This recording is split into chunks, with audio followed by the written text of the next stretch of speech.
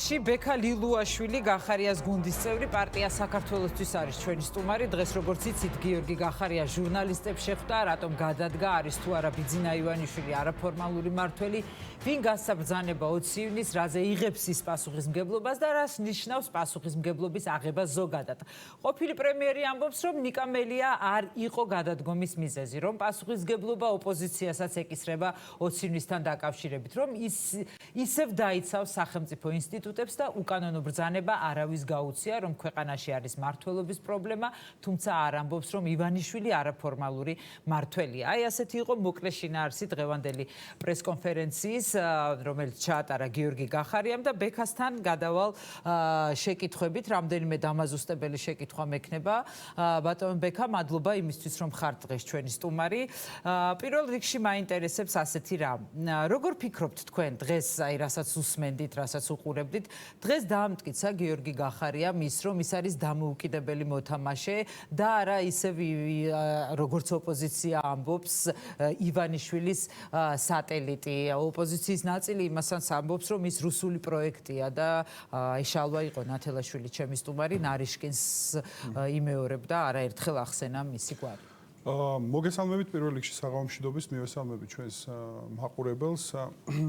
მე თქვენ სტუმრებს უსმენდი რამოდენიმე მათგანს მოსვლამდე, არ მინდა შევიდე ხა მათთან პოლემიკაში ესე დაუსწრებლად, მაგრამ ოპოზიციონერ კოლეგებთან არ გინდათ შეხვიდეთ პოლემიკაში? არა, ესე დაუსწრებლად, მაგრამ მზად ვარ, რომ შესაძლებლობის შემთხვევაში მქონდეს ამის საშუალება, მათ შორის ეკონომიკურ საკითხებზე და ასე შემდეგ. რომელზეც იყო საუბარი, სანამდე მოვიდოდი. ხა რაც შეეხება დღევანდელ გამოსვლას.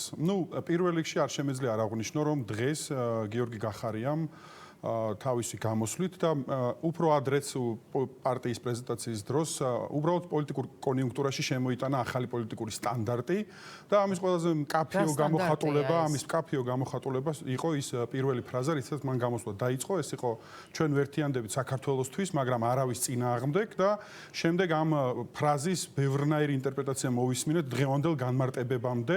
დღეს ძალიან მკაფიოდ გამოჩნდა, რომ ძალიან მიუღებელია, როგორც ჩანს, როგორც ესე ვთქვათ, არსებული პოლიტიკურ კონიუნქტურაზე მორგებული მედია საშუალებებისთვის მსგავსი განაცხადი ის, რომ თითოეულმა პოლიტიკურმა ძალამ ქვეყანაში აუცილებელია ვიწრო პარტიული ინტერესებიდან ეს ძალა გამოვიდეს და გაერთიანდეს სახელმწიფოებრივი ბიზნესისთვის. სწორედ ეს ნიშნავს ამას და ჩვენი პოლიტიკური ძალის რომელიმე ოპოზიციური ძალა, კი, დაასრულეთ. ჩაგიკითხებით, ოპოზიციური ძალა, რომელიც არ არის ხელისუფლების წინააღმდეგ? არა, ეხლა ეს უკვე სიტყვების ინტერპრეტაციის საკითხია, აქ საუბრობ, დავასრულებ რა იგულისხმება ამაში. აქ იგულისხმება შემდეგი რამ, ხომ?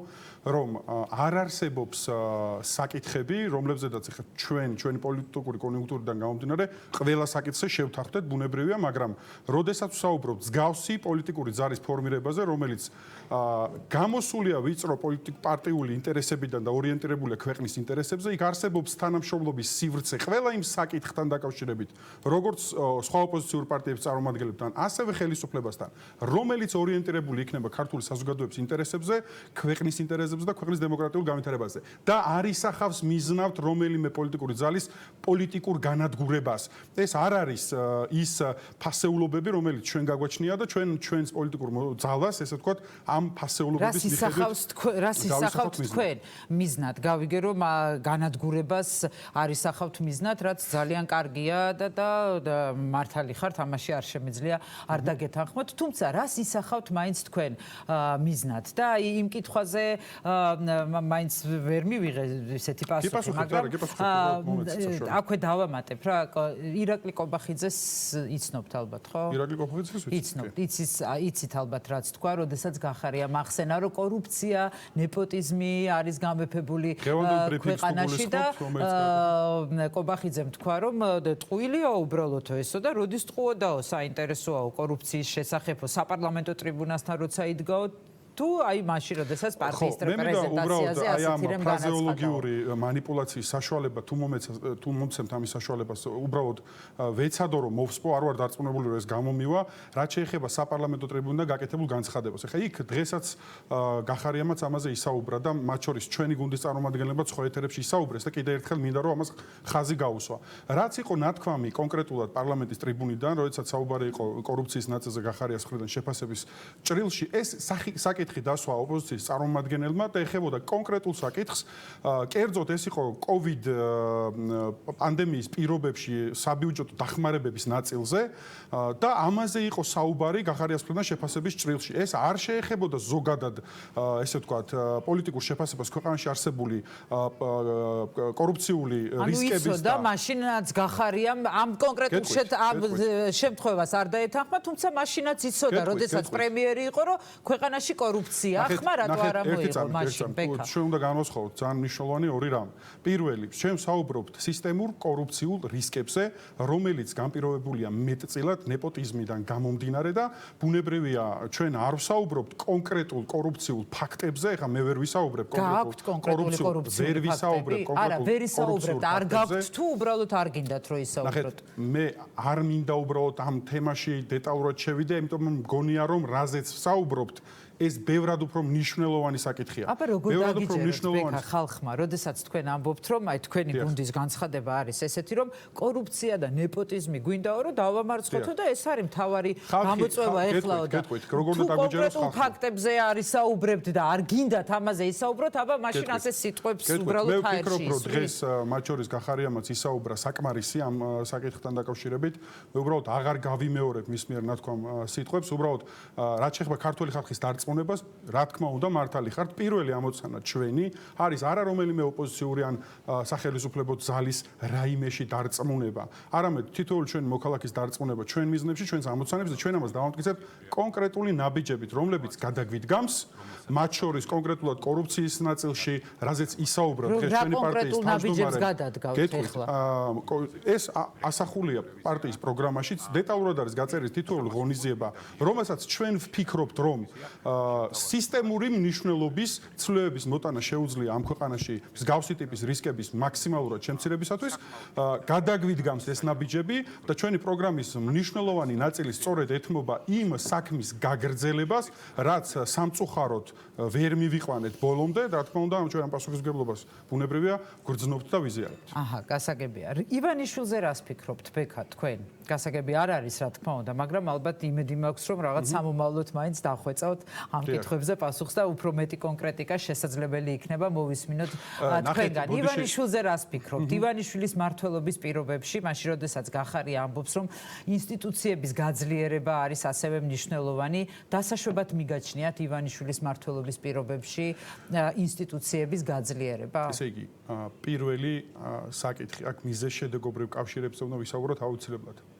ის რომ დღეს სახელმწიფო ინსტიტუტები არის პერსონიფიცირებული, განპირობებული არა ამ პერსონების რაღაც განსაკუთრებული შესაძლებლობებით, არამედ იმით, რომ თვითონ სახელმწიფო ინსტიტუტები არის ძალიან სუსტი. შემდეგ ამ სისუსტის ბალანსირება ხდება რაღაც კონკრეტული პერსონიფიცირებული ფაქტორებით თუ გავლენის სფეროებით, რაც არის არაჯანსაღი მმართველობის სისტემა ბუნებრივია და ამას არავინ არ ზედმეტი გავლენა მაგის თვალსაჩინო. ივანიშვილს აქვს გავლენა და ამაზე ნაცხადად ისაუბრა დღეს პარტიის თავმჯდომარემ გახარიას გულისხმობ ივანიშვილის ფაქტორზე და მე შემიძლია უბრალოდ დაგიდასტუროთ მე პერსონალურად მე ივანიშვილს არ ვიცნობ, მაგრამ რაც დღეს თქვა თავმჯდომარემ შემიძლია ცალსახად გავიმეორო განსაკუთრებით ბოლო პერიოდში იგრძნობოდა არაფორმალური გავლენის რაღაც ფორმები, მათ შორის სხვადასხვა დონეზე, ამიტომ გიდასტურებ თუ კითხვის პათოსი ეს არის, რაც შეეხება ეს კარგია თუ ცუდია, ეს არის ფაქტი და ჩვენ ამას უნდა ვებრძოლოთ. ფაქტი არის ის, რომ ივანიშვილი არის არაფორმალური მმართველი, ამას ამბობთ, ხო? ესე იგი, კიდევ ერთხელ, ივანიშვილს აქვს მნიშვნელოვანი გავლენა სახელმწიფო ინსტიტუტებზე. არ შეგეშინდეთ კითხვებზე პირდაპირ. არა, არ მეშინია პირდაპირ პასუხის კითხვებზე. მე სხვა მედია საშუალებასთანაც და აქაც ვიმეორებ, რაც ვთქვი. მე ვერ მოგიყვანთ კონკრეტულ მაგალითს, იმიტომ რომ პერსონალურად არ ვიცნობ ბიძინა ივანიშვილს, მაგრამ შეფასებების რაში არის საჭირო, როდესაც შეაფასოთ, რომ ქვეყანაში ინსტიტუციები არ არის ძლიერი, როდესაც ქვეყანაში არის პოლიტიკური მარცხაჯულება, ზუსტად ეს ვთქვი ჩემს პასუხში, რომ როდესაც სახელმწიფო ინსტიტუტები არის არაფორმალურ მმართველობას, თუ თქვენს მიგაჩნიათ, რომ სააკაშვილი არაფორმალური მმართველი. არაერთხელ გაგეცით ზუსტად ანალოგიური პასუხი, რისი ფორმულირებაც ახლა თქვენ გააკეთეთ. გასაგებია, კარგით. გადავიდეთ შემდეგ საკითხზე. სააკაშვილის თამაშს თამაშობსო, ირაკლი კობახიძის ციტატა უნდა მოვიყვანო ისევ გიორგი გახარიაო. რატომ ფიქრობენ ასე თქვენზე? თქვენ როგორ ახსნით ამას? მე არ ვიცი ეს შეფასებები საიდან მოვიდა, არც მინდა ამ შეფასებებში შევიდე, იმიტომ რომ ჩვენ ფაქტიურად პარტიის და პოლიტიკური ძალის პოზიციონირების დღიდან ვაკვირდებით სხვადასხვა მხრიდან გადაბრალების მცდელობებს, რომ თითქოს ნაცმოძრაობის მხრიდან ჩვენ ვართ ივანიშვილის პროექტი, ივანიშვილის და ქართული ოცნების მხრიდან ჩვენ ვართ მიშა სააკაშვილთან, მიხეილ სააკაშვილთან დაკავშირებული რაღაც ან მის ინტერესების გამტარებელი. სინამდვილეში ვისი პროექტი? რატომ არის მოლოდინი და კითხვის პათოსი ესეთი, რომ პოლიტიკური ძალა აუცილებლად ვინმეს პროექტია გარდა ქართული საზოგადოების. მე არ მესმის უბრალოდ ძალიან სამწუხარო რეალობის მიზეზები, რატომ ხდება ესე ინტერპრეტაცია იმის, რომ თუ პოლიტიკაში ადამიანი მოვიდა და შეიქმნა პოლიტიკური ძალა, ის აუცილებლად ვინმეს პროექტია. ვისგან იხილავთ თქვენს მხარდამჭერებად, ბექა? ვინ არის თქვენი ამომრჩეველი? აი, ხო გაქვთ ალბათ ესეთი შეფასება რაღაცა გარკვეული გაკეთებული, როგორ ფიქრობთ? ოპოზიციურ ფლანგზეა თქვენი ამომრჩეველი თუ ქართული ოცნების ფლანგზეა უფრო თქვენი ამომრჩეველი? სხვა პოლიტიკური ძალებისგან განსხვავებით არ ვახდენთ ჩვენი საზოგადოების და ამომრჩევლის სეპარირებას და გაყოფას სხვადასხვა ნიშნით.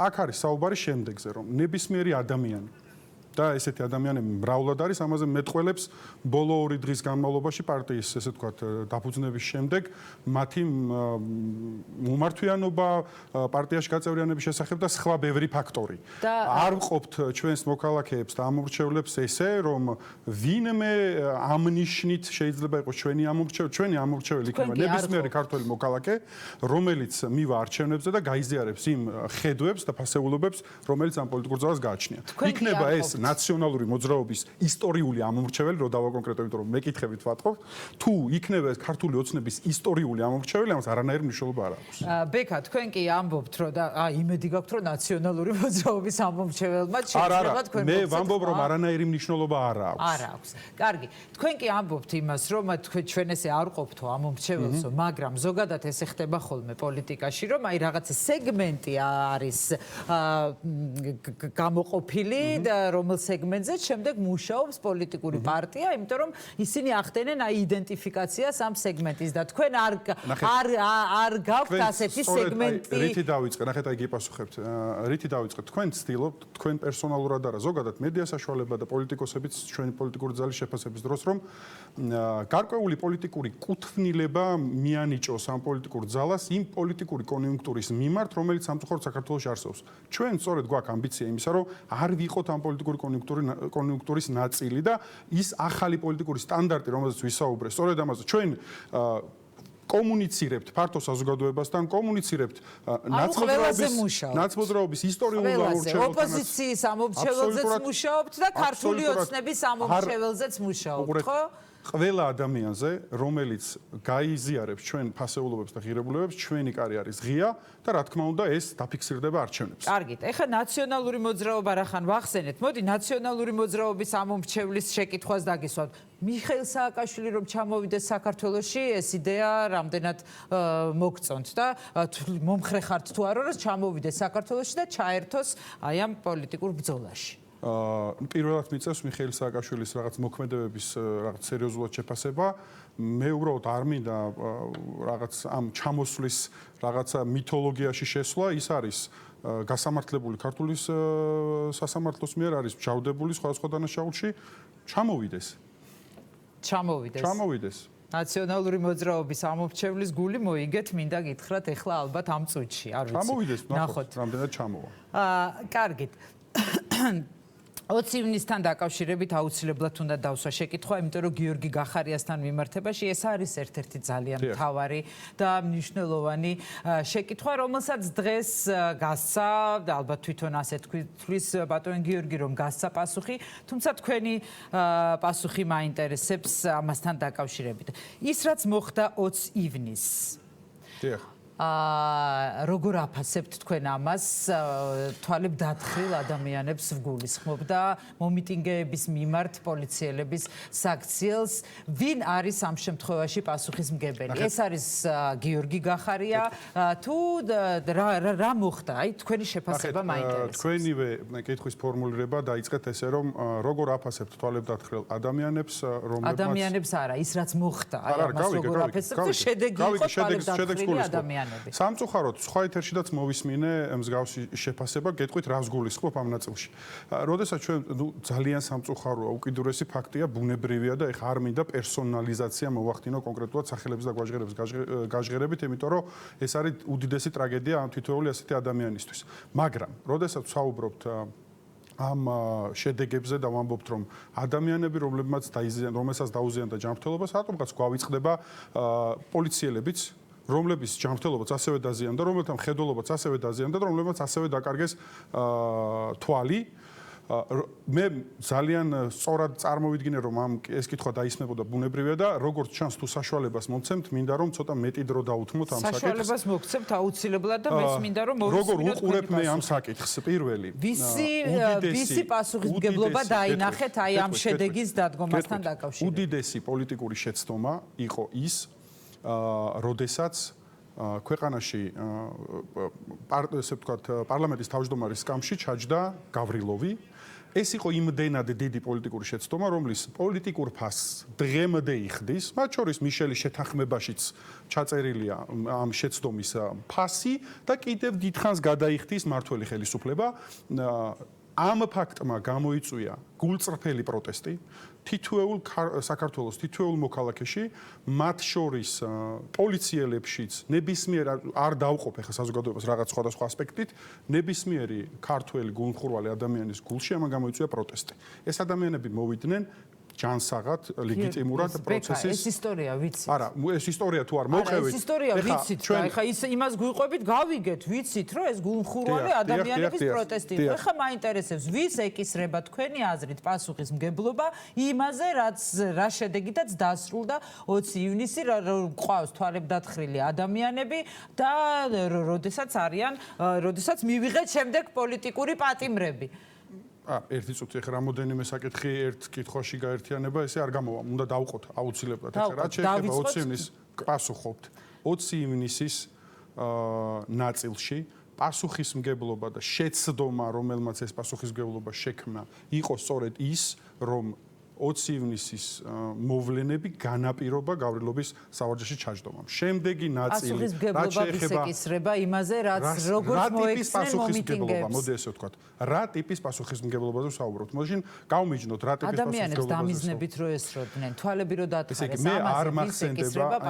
მე არ მახსენდება არც ერთი სამოქალაქო სექტორის წარმომადგენლის, არც ერთი საერთაშორისო ორგანიზაციის შეფასება, სადაც არ წერია, რომ გამოყენებული საშუალებები იყო ლეგიტიმური და საერთო ჯამში საპოლიციო ღონისძიება იყო პროპორციული. იყო ცალკეული გადაცდომები, რომელზედაც პოლიციელების გადაცდომები, რა თქმა უნდა, პოლიციელების გადაცდომები, რომელზედაც პასუხისმგებლობა მოქალაქეების დარბევა სწორად მიგაჩნიათ? ერთი წამით.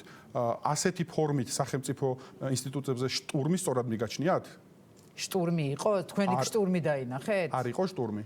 მე არ ვიცი, კითხეთ ორგანიზატორებს, სხვათა შორის მე არ მომისმენია არც ერთი მათგანის, ვინც იქ ხელმძღვანელობდა შტურმს სახელმწიფო ინსტიტუტზე, განმარტება ამ საკითხთან დაკავშირებით. კითხეთ მათ და ისინი ალბათ ახსნიან რა იყო იქ. ბექა, თქვენ ხა იმეორებთ იმას, რასაც ამბობს ქართული ოცნება.